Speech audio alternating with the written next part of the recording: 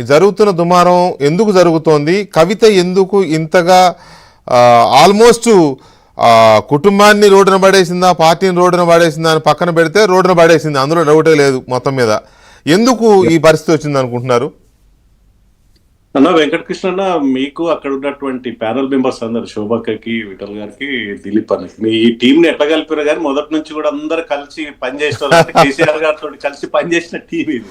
అదే కదా, మేమైతే పార్టీ పెట్టబట్టిన నుంచి కూడా నేను, పాషమాది గారు, ప్రకాష్ గారు, జయశంకర్ గారు 2000 ఆన్వర్డ్స్ కేసీఆర్ గారితో పనిచేసినాం. శోభక్ అయితే 2004 లో చివరికి బారు దర్బార్ అని స్టేట్మెంట్ ఇచ్చి బయటకు వచ్చింది. అబ్బా, ఆమె ఝాన్సీ లక్ష్మి లాగా పోరాడేది కదా అప్పట్లో.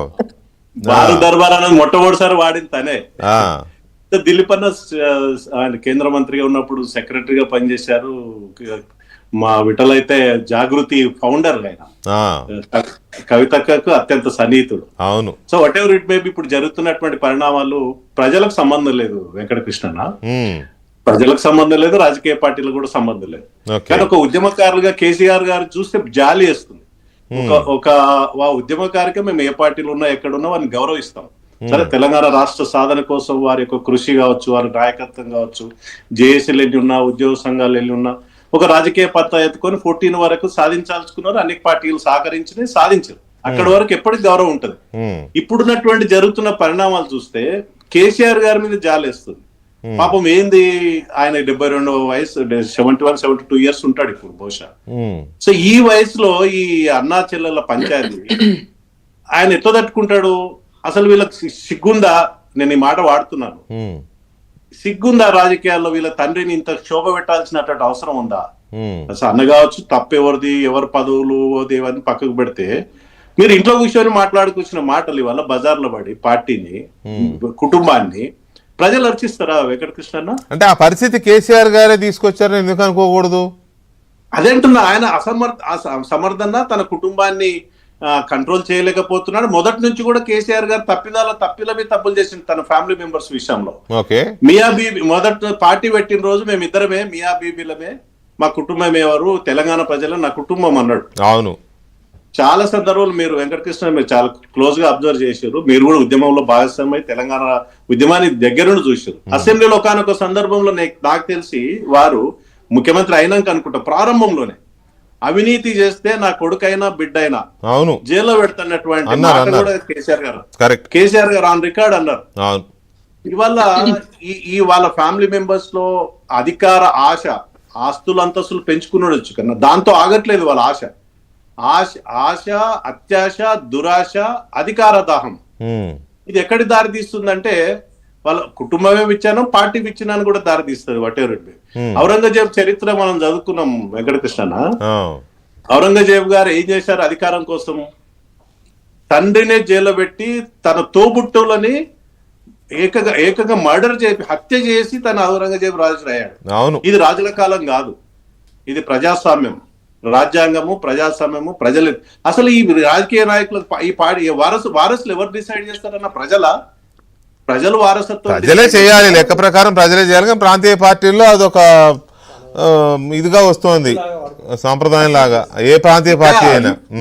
ఇప్పుడు కేసీఆర్ గారి కంట్రోల్లో కేటీఆర్ ఉన్నాడా, కవిత ఉన్నారా లేదా, ఇవాళ బయటపడ్డ విషయాలను చూస్తే ప్రజలు ఎవ్వరు కూడా హర్షించరు. ప్రజలకు సంబంధం లేదు విషయం అయినప్పుడు కూడా ఇవాళ ఆంధ్రలో ఇంతకుముందు మా మిత్రుడు విఠల్ చెప్పినట్టు, అంటే దిలీప్ అన్న బహుశా చెప్పినట్టు, రాజశేఖర గారు చనిపోయిన తర్వాత ఇవాళ షర్మిల, జగన్ పంచాయతీ ఇప్పటికి నడుస్తూనే ఉంది. ఆమె ఒక పార్టీలో పోయిండు, ఈయన ఒక పార్టీలో ఉన్నాడు. ఇప్పుడు ఈయన కేసీఆర్ గారు సజీవంగా చూస్తున్న సందర్భంలో ఈ పరిణామాలు జరుగుతూ ఉన్నాయి. బహుశా ఎక్కడ వీళ్ళందరికి కారణం ఏంటంటే అంటే వాళ్ళు క్లోజ్ గా నేను స్టడీ చేసిన అబ్జర్వేషన్ ఏంటంటే, హరీష్ రావు గారు చాలా ప్రజాదరణ కలిగిన నాయకుడు. అంటే మొదటి 2001 ఆన్వర్డ్స్ కేసీఆర్ గారు అత్యంత సన్నిహితులు ఎవరంటే హరీష్ రావు గారే. అవును. ఈ రోజు నాకు తెలిసి ఈ రోజు వరకు కూడా అవును మనం చూసేవాళ్ళం కదా. ఆ రోజుల్లో కేసీఆర్ గారితో నడిచింది హరీష్ గారే కదా. హరీష్ రావు గారు ఎప్పుడైతే మంత్రి అయ్యారో 2004 లో ఎమ్మెల్యే కాకుండా, ఆ రోజు నుంచి వీళ్ళిద్దరికి అభద్రతాభావం ఏర్పడి ఎక్కడ ఈ నాయకత్వం హరీష్ రావు గారి చేతికి పోతుందో, ఎప్పుడు ఈ పార్టీ హరీష్ రావు గారి చేతికి పోతుందో, మా బతికేంది అన్నటువంటి ఒక ఎపిసోడ్. ఎగ్జాక్ట్లీ సేమ్ ఇప్పుడు ఇవాళ ఈ స్థాయికి తీసుకొచ్చారు. హరీష్ రావుని చాలా సందర్భంలో పక్కకు పెట్టారు. నమస్తే తెలంగాణలో కొన్ని సంవత్సరాల పరివాడు వాళ్ళ ఫోటో ఉండదు, వాళ్ళ వార్త ఉండదు. ఇవాళ హరీష్ రావు గారు పక్కకు పడితే ఇవాళ కేటీఆర్ వర్సెస్ తన చెల్లి పంచాయతీ అధికార దహం తప్ప ఇంట్లో ఇంకేం కనిపిస్తుందన్న? సరే, ఎవరు తప్ప ఎవరు ఈ పక్కకు పెడితే కేవలం అధికార దహం కదా. అవును, ఇద్దరికి ఉన్నాడు కదా తండ్రి, ఆయన ఉన్నాడు కదా అధ్యక్షుడు. రేపు ముఖ్యమంత్రి మళ్ళీ ఎన్నికలు జరిగితే ఒకవేళ ప్రజలు ఆదరిస్తే ముఖ్యమంత్రి అయ్యేది కేసీఆరా, కేటీఆరా, కవితనా? అసలు వర్కింగ్ ప్రెసిడెంట్, అసలు కేసీఆర్ గారు చేసిన చారిత్రక తప్పిదం ఏంటంటే తెలంగాణ రాష్ట్రం వచ్చిన తర్వాత వీళ్ళిద్దరు కూడా పార్టీ కార్యక్రమాలు చూసుకోమని చెప్పి వీళ్ళని కనీసం ఎమ్మెల్యేలకు అవకాశం ఇవ్వకుండా, ఎమ్మెల్యేలకు ఎంపీల అవకాశం ఇవ్వకుండా, మంత్రులు కూడా చేయకుండా మీరు పార్టీ కార్యక్రమాలు చూసుకోండి, నేనే ముఖ్యమంత్రి అయినప్పుడు ఫ్యామిలీ మెంబర్స్ మీ అవసరం ఏందని కంట్రోల్ చేసి ఉంటే ఇవాళ ఈ దుస్థితి వచ్చేది కాదనుకుంటా. బహుశా ఆయన ఎందుకు తెలిసి చేశాడా, తెలియకుండా చేశాడా, కేటీఆర్ నా వారసుడు అనుకుని వర్కింగ్ ప్రెసిడెంట్ చేశాడా? మన వరంగల్ సభలో చూసినాం స్పష్టంగా. కేసీఆర్ ఒక ఫోటో అయితే ఒకవైపు అయితే కేటీఆర్ గారు ఇంకొక ఫోటో. కవిత అక్కడ నుంచి మండింది వచ్చి బహుశా కవితకి.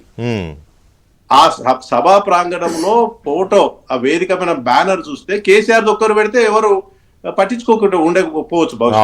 కేసీఆర్ తో పాటు కేటీఆర్ ఫోటో కనిపించేసరికి చెప్పగానే కేసీఆర్ గారు వారసత్వం డిక్లేర్ చేసినట్టుగా ఆ సభ ద్వారా తేలింది. ఆ తర్వాత అసలు అట్లా పెట్టడం కూడా కేసీఆర్ గారికి తెలిసి జరిగిందో తెలియదో కూడా తెలియదు మనకి. తెలవకుండా ఎట్లుంటది వెంకటకృష్ణ? వేదిక ఉన్నప్పుడు, సభా వేదిక తనే ఉన్నప్పుడు తెలవకుండా అయితే ఉండదు కదా బహుశా.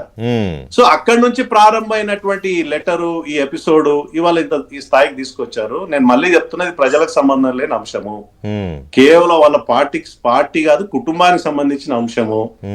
పార్టీ సరే హరీష్ రావు గారు ఉంటారా, కేసీఆర్ గారు ఉంటారా, ఎవరిని వాళ్ళ పార్టీ వాళ్ళ ఇష్టం.